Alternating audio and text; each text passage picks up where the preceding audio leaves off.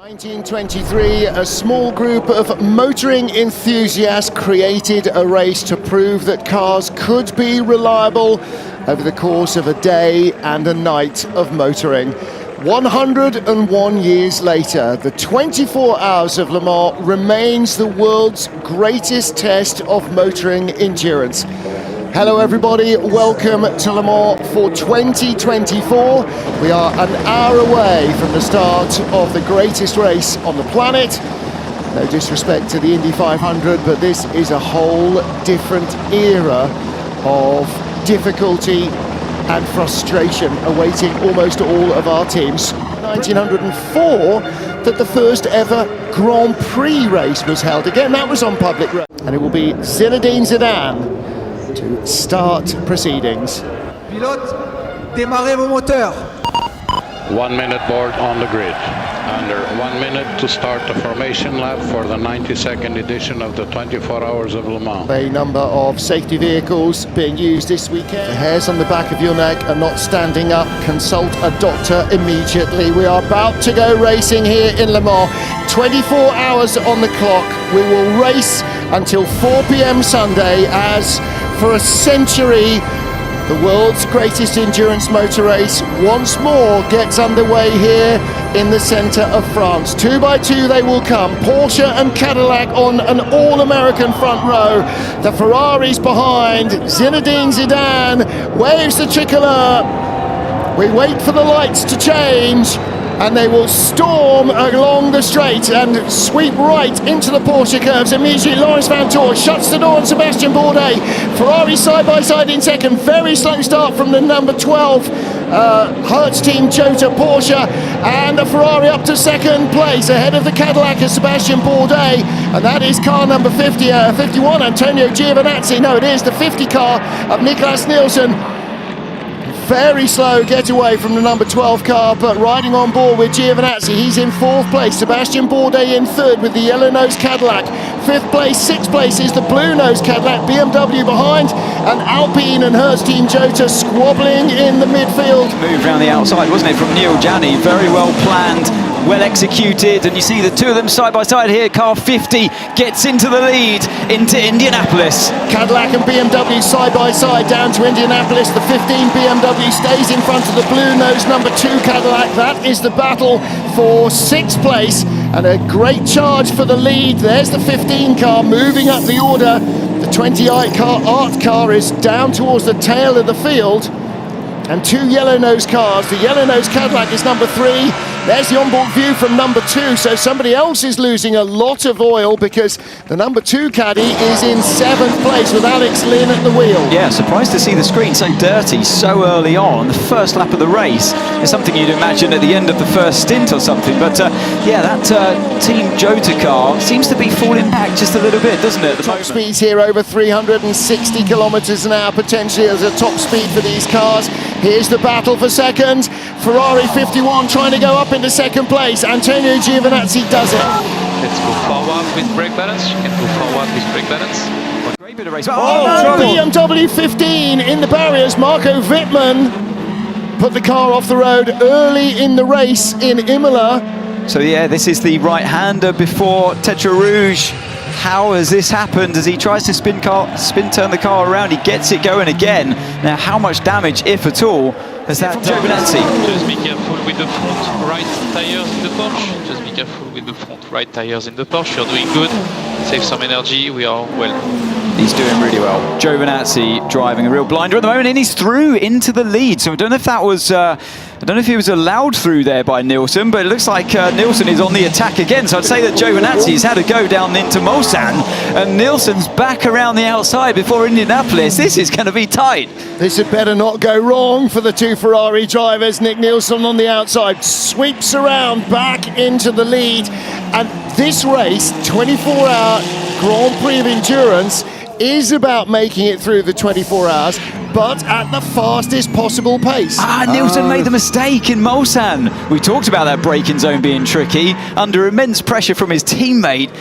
Wow, I hope this is going to continue for 24 hours. 2.2 seconds separates not just these two, but the top three, with Laurens Vanthoor still one in touch. Further second back is Sebastian Bourdais. As they come in, peel off into the pit lane now, all of them there, all of the hypercars, all on that same strategy of around 12 laps. That's what we were expecting. Yep. The two Ferraris get very close very there. close. But Vanthoor, I think you spotted me in karting, the final corner of the Porsche curves, losing the rear end momentarily there, pushing on to try and do exactly this to close the gap before pit lane entry. This is a near full field pit stop because in comes the 83 Ferrari with the yellow nose, in comes the number 8 Toyota, 35 will follow them down the pit lane to Alpine, number 5 Penske Porsche will come in, 38 Hertz Team Jota, 99 Proton, 63 Lamborghini. It took quite a long time for it to start. That was close, wasn't it? 50 car from Ferrari, then Seb Bourdais in the first of the caddies. And behind Sebastian Bourdais, closing in from behind, is another Sebastian Buemi. Meanwhile, here's the battle for the lead. Niklas Nielsen steams by Laurens Vanthoor. That's not a performance advantage, that's getting the run out of the second chicane. And right behind them is the Cadillac. Sebastian Bourdais, the yellow nose, is right underneath the splitter almost. Okay, so we are now leading the race. The Porsche number 6. Porsche number 6 is changing tires. Toyota behind you didn't change tires. So the Ferraris jumped ahead into the lead with a shorter stop through not changing tyres. And up the curb goes Kubica. Andre Lotterer with all of his Le Mans experience then bearing down on Kubica. He threads his way out of the Ford chicane. In has come 51 then. The leader is in. Antonio Giovinazzi goes for the pit lane. Interestingly, so the lead car comes into the pits. In Imola, it was the Ferrari team that gambled not. It's not raining here, so... Yes, well, it eased, I think. There are still umbrellas up. But side by side here goes Ferrari and Porsche. To the inside line, look, goes Lotterer. Is he going to go through? He does. He makes the move. He goes by. So Andre Lotterer now takes over the lead of the race, puts himself ahead of Niklas Nielsen. Robert Kubica is there in third. Side by side for the race lead. Niklas Nielsen has got the run, but he's on the outside line down to Mulsanne corner. Robert Kubica hangs on to it as they go into the kink before the corner, but you've got to be so careful here, Peter, because there are still wet patches around. Niklas Nielsen's got the cut back on him here. So they run side by side, and there is traffic ahead. Who has got the most leaden right foot? Let's see. Nielsen's got the line on the inside. Kubica tries to stand his ground on the outside. They are absolutely toe-to-toe as they come towards us. The two Ferraris with the Porsche many laps down behind them. Nielsen's going to have the inside line for the next corner, the run up towards Indianapolis. But Robert Kubica is going to go and keep the lead round the outside. Fantastic racing between the two of them. And Robert Kubica, very brave indeed. He comes out in front. Fabulous racing. Seems just to have the edge down the straights because Nielsen definitely got a better exit out of the corner. Yeah. Pulled up alongside very, very quickly, but actually Kubica just managed to pull away, at the top of the straight, and that was the same the last time we watched. And look at the pace that Neil Jani has got behind. I know he's many, many laps down now, 3 laps down, but he's showing kind of what that car's capable of. Nielsen's going to have another go. Kubica with his pointy elbows sticks them out and says, no, you don't.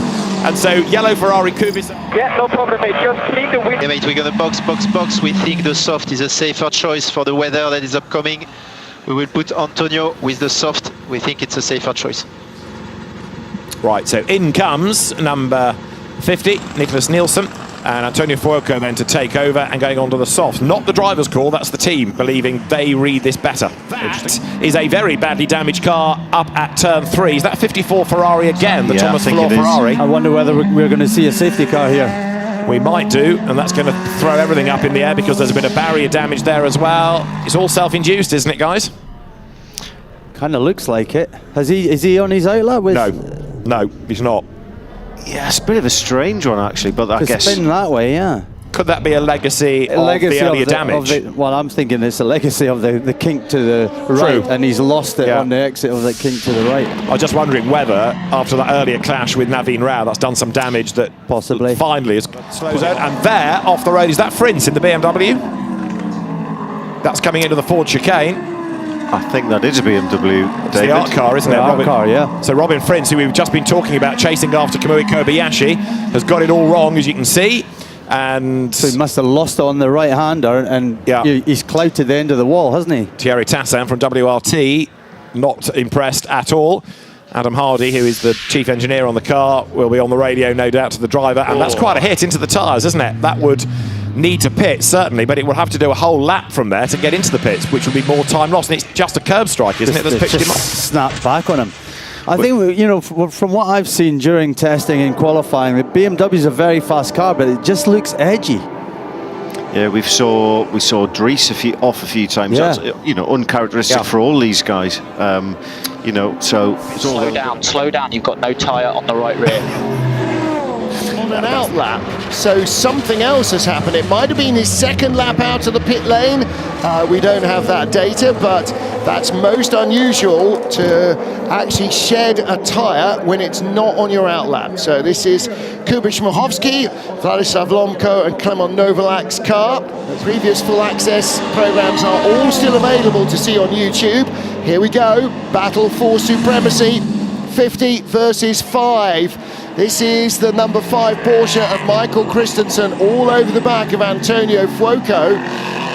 Is Fuoco due to pit now, or will it be in a lap or two? Whatever, Christensen is all over the back of him.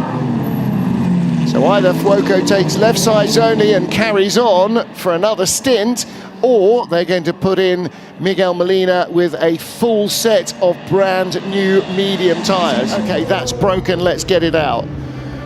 Now it's either a steering arm, in which case they'll need to change the steering rack, or a track control arm.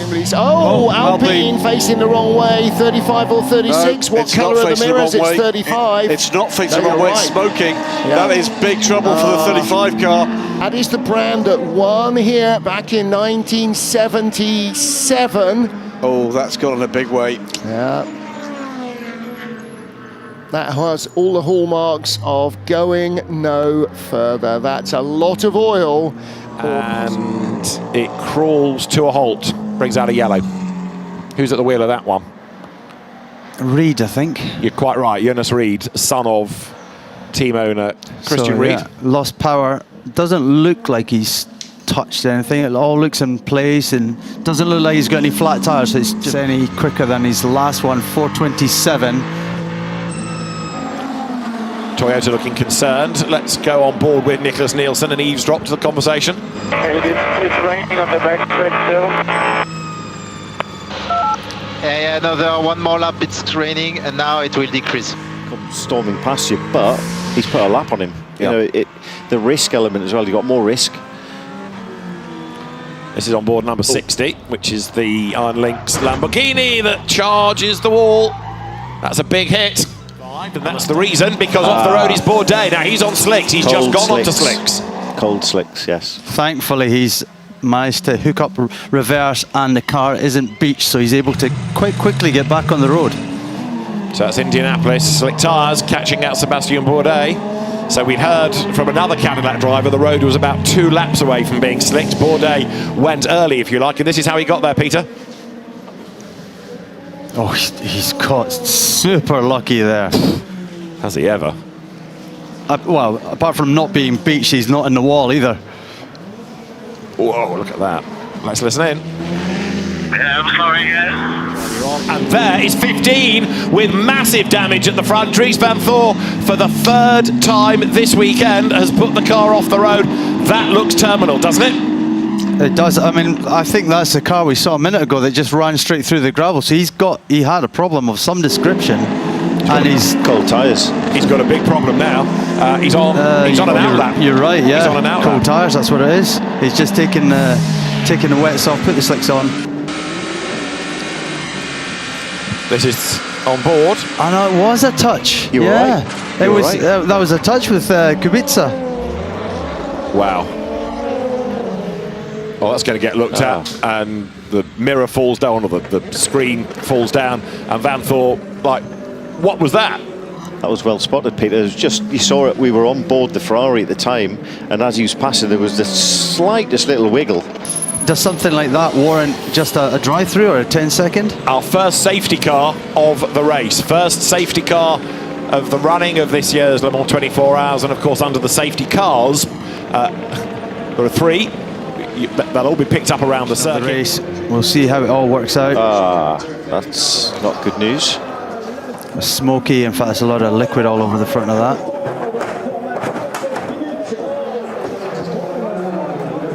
So what's up the front of that car? That's Radiators. smoking? I see. That is steam, that is radiators. That looks like, usually that's a result of some front end damage. And I think the bumper looks like it's down on one side as well. So that, I don't know if he's had a little off and kissed the barrier or... Enjoy the rest of the race. There's a lot more to come. Absolutely. Hopefully fewer fireworks. Right, pass around should have almost been completed. Beg your pardon, pass around has been completed, but as the safety car comes into the forward chicane, the cars that passed around, 355, 35 seconds slower. Yeah, that's the Duquesne engineering car, and that does not look like there's been any damage, but is that going to be a full course yellow? Is that going to be a local yellow? Or is that potentially going to be a safety car? You don't often see that from an LMP2 car at all. I was going to say, that's a really rare sight. Incredibly rare sight. I don't think I've ever seen a P2 car do that. No, and that is at the entrance to the first chicane. Yeah, fire in the airbox. In the airbox there. Is that... It looks like an engine failure, but it's the debris in the airbox. Has it just overheated after an hour behind the safety car and finally gone, nah, okay, I can't do this? It's a 46 car, it's Ahmed El-Hati. This is the car he shares with Valentino Rossi in the gravel. And this car was in a very good place. It was, I think, up in fifth place in LMGT3, but it's off the road. Mali driver, what happened here? That is properly beached, isn't it? Right, it's going to need assistance to get out. You've got to think the tyre's just behind him, the banner's off it, so he's maybe touched the wall as well.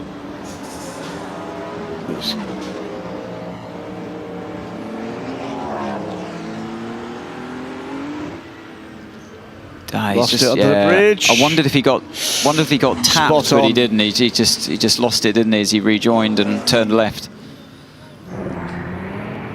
I lost it. I lost the car.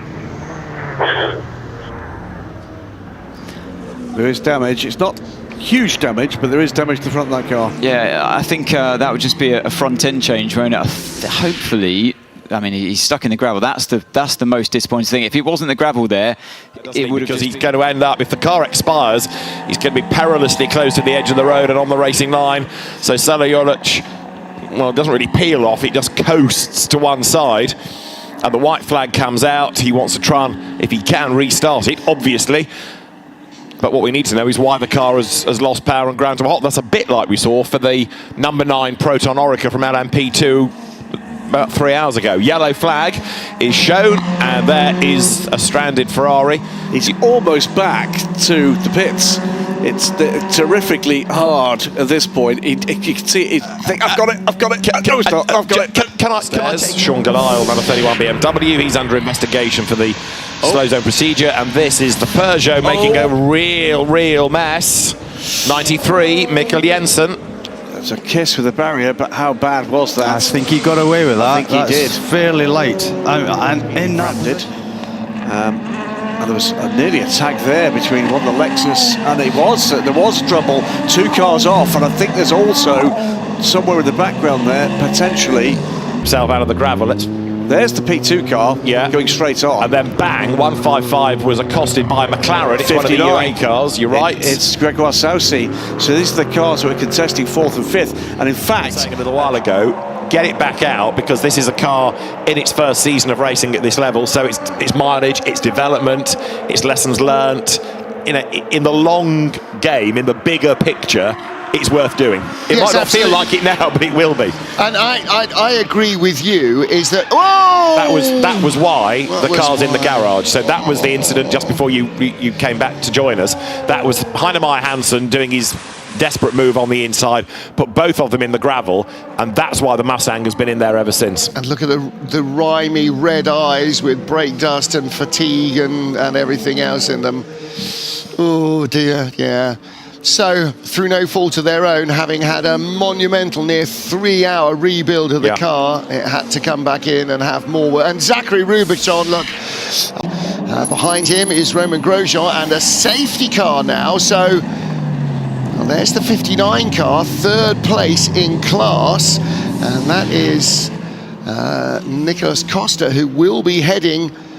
There you go, that's the end of the S's. Got it out of the gravel somehow. That's remarkable ability and agility from Jack Aitken. A car that has half spun and stopped in the gravel. Having a bit of water on it gives it some density, but I think he's been in just over the best part of 3 hours, from what I can see on here. That is tough. So he's not had a stop, has he? But he's just been running continuously. So he must be due to stop and need Must to be. But but they need to get the lap back. That's the thing. Yeah. They've got to stay out as long as they possibly can. And here we go, gentlemen. 7 hours, 49 minutes on the dot to go. And we're back to green flag racing. What a relief. Yeah, it's great to see. So let's get on with it. Let's see what's going to occur in the next few laps. Should be interesting. Evenly matched. These cars, by homologation, have to be identical, but he's dragging up to the rear of the 38 This could cars. be it. This could be it. Yeah, he's got to make it now. Does it reasonably easily eventually. Got a great toe. Should be able to put the hammer down and reinforce that positional change. Matt Campbell then up into 6th place overall. Giovinazzi is still on, maximum attack. Yeah. And he's about to have a go at the Porsche, which almost trips over the Ferrari, and he's done it on the inside. Brilliant, opportunistic move. Giovinazzi uses the traffic, read that beautifully, and goes through. Moves that car up into 8th place. Cracking stuff, that. That's for position there. Watching Hiroshi Hamaguchi go past the Iron Dames car, or if it can make, he's made it stick. So that's the second in LMGT3. Hiroshi Hamaguchi, the very quick Japanese bronze, goes ahead of Michel Gatting, has taken temporarily the lead of the race. It needs a really quick pit stop to bolt out ahead, but he's number 4 off the road, so that is from 17th place. Felipe Nasr, he's gone through the gravel. And that's some heavy damage on the right-hand side as well of that car. That's been a huge high-speed spin into Indianapolis, it looks like to me. Yes, it is into Indianapolis. So, yeah, that's on the right-hander. And he's really had a hard hit on the right-hand side of that car. He's kind of skipped over the gravel by the look of it. Here's the replay from on board, Ant. Yeah, he turns in. The road is still damp, as we know in that sector, and it's just had a tank slapper moment. And bang, it goes in hard.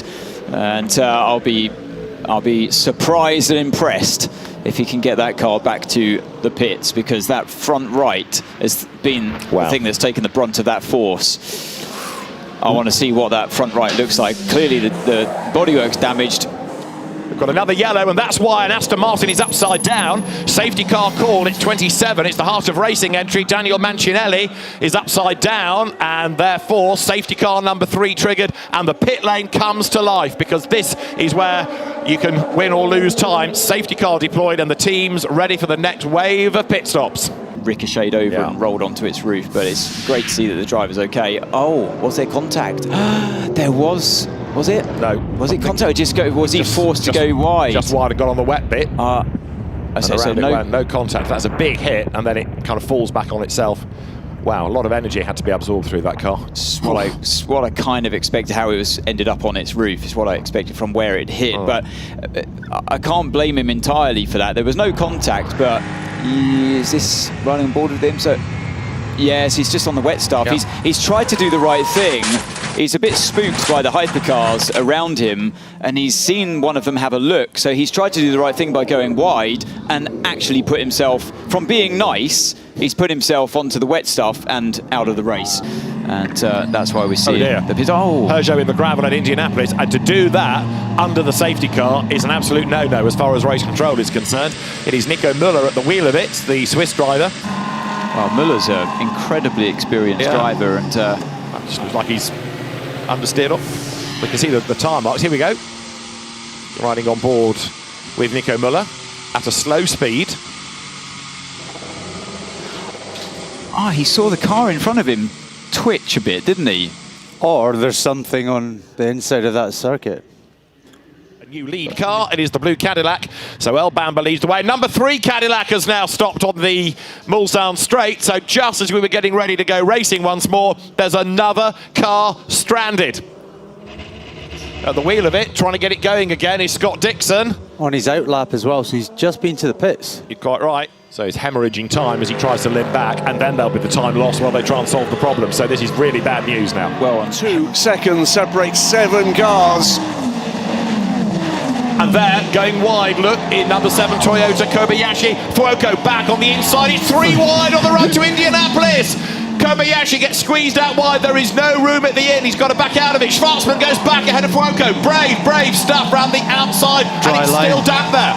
Yeah, dry line round the outside, so... and another car off through the gravel, sorry Peter, but exactly what we've seen from the Aston Martin, from the Porsche of Nasser. There was another car in the background careering through the gravel into the tyre stack. I think it may have been the 311 Cadillac. That car has disappeared off the back of this train. Okay, you might be right. The yellow flag is out. It's exactly the same part of the circuit. And in the meantime, let's listen to 83 Ferrari just quickly. Robert Schwarzman at the wheel. And there is what is left of the Cadillac. Pipo Derani dragging it back. Crikey. Yeah. Pit lane entry now. It's far more than just bodywork. You look at the skewed rear right-hand side wheel. In fact, is that impact not big enough to even put on the blue light? I'm surprised it didn't. I'm actually surprised he didn't put the red light on. Yeah. Well, he's dragged it back, and a crippled car effectively out of the race, I guess. You're going to have to watch your engine temps here. Position to attack at the moment. He did look as if he was shaping up for something into the Porsche curves, but couldn't make it stick. Side by side, 2 P2 cars. That is the Palace racing car going past the Cool racing car. That is a lapped car, though. That was brave stuff, though, wasn't it, by Matthias Besch, number 65, for Olivier Panis' team in the leading grey and yellow car. Down to the Ford chicane they come. Unlaps himself from the 2nd and 3rd place battle. So we're focusing on this battle for third, Schwarzman and Buemi, but there's also a battle on for the race lead. And peer through that dirty windscreen of the Toyota, you can just see the yellow Ferrari. But look at the 2 leaders, absolutely nose to tail. And Fuoco fancying his chances of making a bid for the lead. Up the inside, diving to Indianapolis. He's going to go through. Brave stuff by Antonio Fuoco. Now Ferrari leads Le Mans once more. Twitchy stuff as he made the pass. Applauded, and correctly so. The red Ferrari, the yellow Ferrari, and the black Toyota. 4 hours of racing to go. If they were this close 2 hours into a standard WEC race, we'd think, oh, this is a great lead battle. On the outside. Buemi, has he got enough heat? He's got it. He's got it. Oh, does he stay there? Can he avoid running wide? He can. So he moves up in a second ahead of Robert Schwarzman. Well, listen to what James Gallardo had said there in the interview just before. His medium tyres, he felt they were the quickest tyre if you could switch them on. So I think what we're seeing here is the temperatures coming up, track temps coming up to the point where they're just about working the medium, and that could be the best tyre to be on in the drive for the rest of the race. 2 to 3 seconds faster than anyone the last lap. Estre made a small mistake going through Indianapolis. That allowed Pierre Guidi to make the run on him down towards Arnage. That Porsche is not as quick as the Ferrari, but it's very wide. I guarantee there was a radio message going, he hit me. Yeah, we saw it, Kevin. Yeah, here comes the Ferrari. He's got a run on Est. And a little bit of afters, and here we go again. Back on the inside goes Est. He had the line for the corner. As I say, that might not be the quicker of the 2 cars, but Kevin Est has mega racecraft, and he is not going to give this up without a fight. He's also got that McLaren to sweep round the outside of. Job done. Ferrari goes through as well. Pierre Guidi determined not to lose any time at all, and they're absolutely on the limit here. They're over 190 kph, which is out of most of these corners. The Ferrari's hybrid is driving the front wheel as well, so it's giving him a different sort of accelerative performance to the hybrid in the Porsche that's driving the rear only. But here he comes.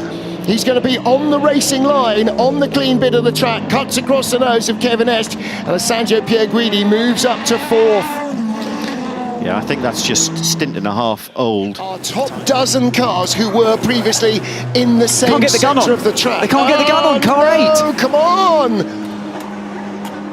It's all about not making errors, having reliability, and out of nowhere, Toyota in trouble. Oh no, there's an unsafe release, surely. It is a penalty. Well, he's let him go, he's let the LMP2 car go, but it might be too late because it had been released. It was unsafe. But the P2 car had to jam the brakes on as well. Information about car 50 to say, oh no, maybe that's what he might have been talking about. Brendan Hartley's had a spin at Mulsanne corner, so the 2nd place car goes around. He reverses out of harm's way, but let's see how many places, if any, are lost before he's got going again. Waits for a gap in the traffic, tries to get the car in the right direction. He's not moving yet. No, he's looking at the marshals. He's looking for a sign from the marshals. He can't see what's coming down the straight. Through the gravel because he's got no lock on the car. So Brendan Hartley rallycrossing his way back onto the circuit, and that's a very concerned Sebastian Buemi now. Yellow flags then down at Mulsanne corner. They'll go in a moment because the Toyota is moving again, but a big amount of time lost. Let's see how he did it. Was there contact? There was. With 51 Ferrari then. So Alessandro Pierguidi up the inside. Another one maybe for the race control building.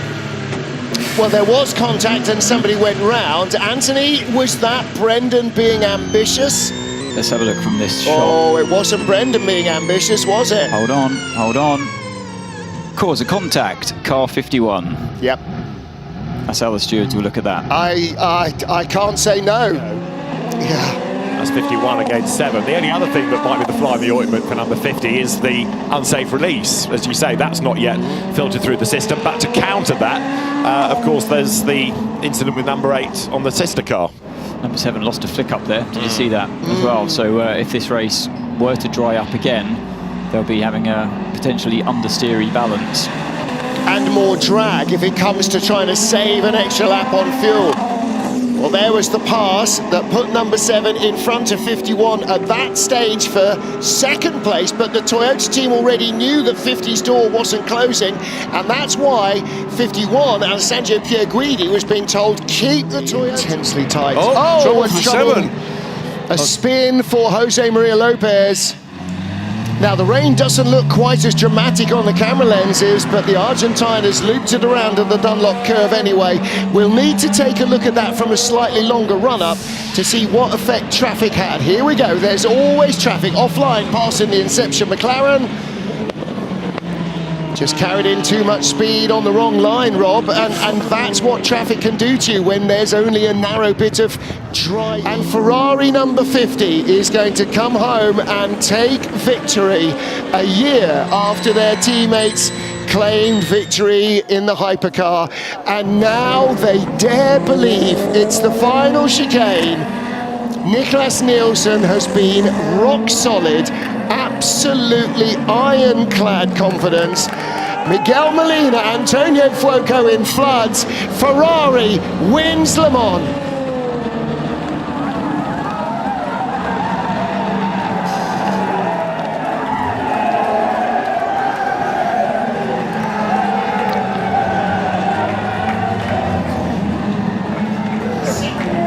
Second place across the line, Jose Maria Lopez, Toyota Gazoo Racing.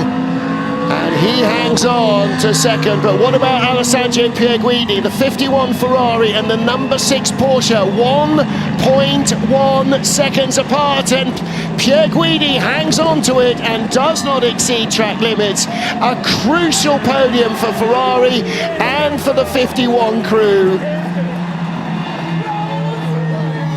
Fabulous scenes, raw emotion, disappointment for Tota. They fought hard, they fought valiantly. That was one hell of a motor race. Well, Nick de Vries on his first Le Mans podium. He will take second place. We did it, mate! We did it! We won Le Mans! Again! Again! We won Le Mans again! Yeah! Cool down lap! Cool down lap! Wait 51 for the parade! Wait 51 for the parade! You're incredible, man!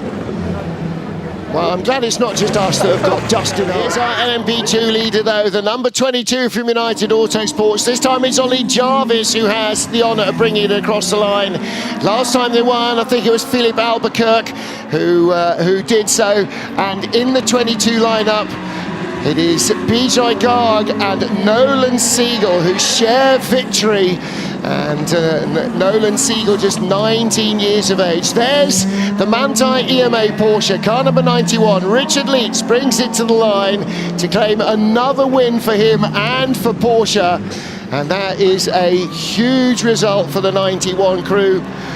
Manthey EMA have been the second of the Manthey teams all season long, but for Yasser Shaheen, Maurice Schuring, another 19-year-old, and Richard Leitz, their first Le Mans win. What Here we and go. now it is about Le Mans, you know. This moment, Yeah. guys, when you meet your teammates after victory, it's for drivers. It's such a, it's often a solemn experience because you do it alone. But in sports cars, you've got two other drivers with you to share this moment, and you've lived it all together. And you often don't see all three drivers all together for the whole 24 hours until the end of the race, because you're so dedicated with your stints and keeping, you know, strict time slots to when you eat and sleep, and then driving, of course.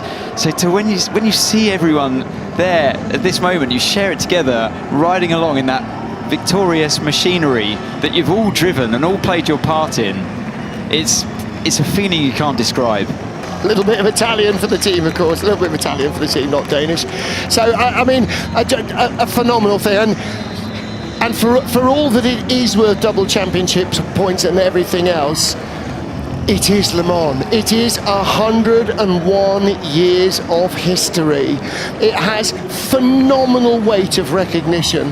And at the moment, perhaps as much as any other time in its history, it has global significance, global recognition. And even when Audi were winning everything and spreading the word across the globe, you saw Tom Christensen offering his congratulations. He's waiting for the next greatest driver. And of course, Nick Nielsen, a fellow Dane. Absolutely. Only the third to win, John Nielsen. And then Nick Nielsen, and in between, Tom Christensen more than once or twice. And another podium. First and third in 2 years in the top class. They've won World Championships. They won Le Mans in GTE Pro. And now they are on the top step. Jose Maria Lopez, well, was expecting to be here in GT3 in a Lexus. Turned out that he rejoined his old teammate Kaz Nakajima and replaced the injured Mike Conway. Kamui Kobayashi. Kamui Kobayashi, beg your pardon. Yes, his boss. And joined Nick de Vries. So Nick de Vries on the podium for the first time at Le Mans. My mistake. He's the one guy that doesn't yet know. He will know what it's like to win at Le Mans. Yeah. And there are the winners. Antonio Fuoco follows out Miguel Molina. And the first man out, the last man across the line in the car, he held the anchor leg together. He was calm beyond measure for one so young. Niklas Nielsen, just remarkable. I got it. Guys, don't stress. I think the right Ferrari driver was in the car at the right conditions, during the right conditions. To have grid places for next year, because so many more people want to come. There it is. There it is. Ferrari win Le Mans for the second time in the hypercar era. Does it make them undefeatable? No, because they're going to have to start again from scratch in Sao Paulo. Does it make them happy? Yes, it does. In World Championship terms as well, 4 different cars in 4 races now have won. It was a little bit of a warm-up for this, wasn't it? There was less rain in Imola than we had in any one of our safety car periods. But there are your race winners. 19-year-old Maurice Schuring in the centre, Yasser Shaheen, and on the right-hand side, the veteran Richie Leitz. Manthey EMA claim victory at Le Mans. And the Mayor of Le Mans presents the trophies. Special moments for all of these drivers, but particularly the new young talents on this podium. What, Richard Dean? Yes. Richard Dean, former racing driver. Yes. And long-term team owner. And our winners, they receive the biggest replicas and the biggest trophy. At 18 years old, by the way, he became the youngest ever finisher of the 24 Hours of Le Mans in 2000. There again, the Breton colours so proudly worn on Francois Perraudot's car. everybody here in the ACO TV crew for joining us. Here is the official classification of the Le Mans 24 Hours. The 50 Ferrari and the 51 Ferrari sandwiched an under 7 Toyota in the overall podium. United Autosports, Inter Europol and EDEC in LMP2, AF Corsa, AO by TF and DKR in Pro-Am, and it's Manthey EMA, Team WRT and Proton who are the top 3 in LMGT3. On behalf of everybody here, for Olivier, our director, and for the entire TV crew, I'm just delighted as ever to be part of this huge operation. For everybody who you've heard and seen on air, finally, for the rest of the season, we'll be back with you. Graham Goodwin, Anthony Davidson, me, Martin Haven, from Le Mans 2024. Au revoir and goodbye.